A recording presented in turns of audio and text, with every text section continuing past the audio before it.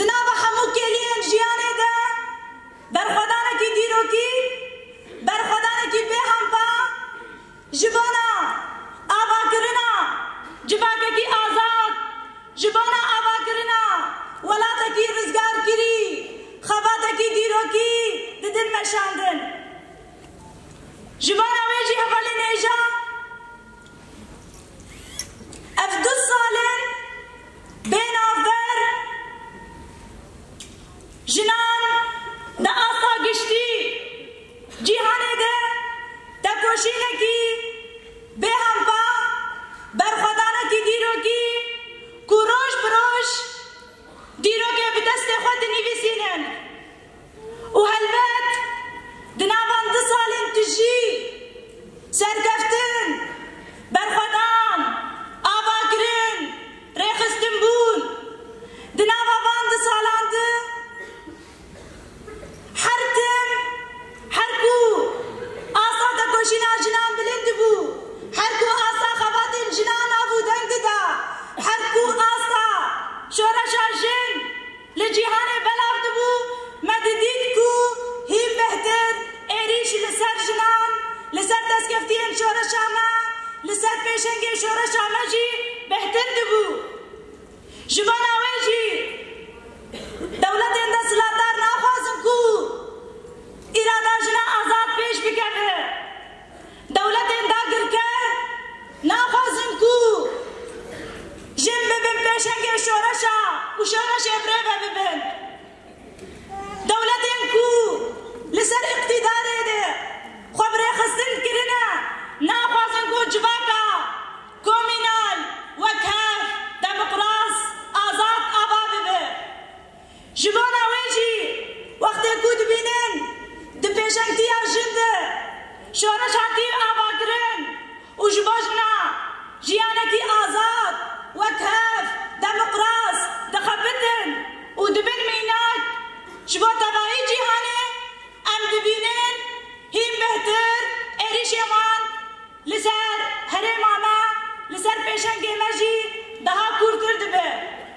بین آفبر دناوان هر 2 سالان ده بلافرین دولت ترک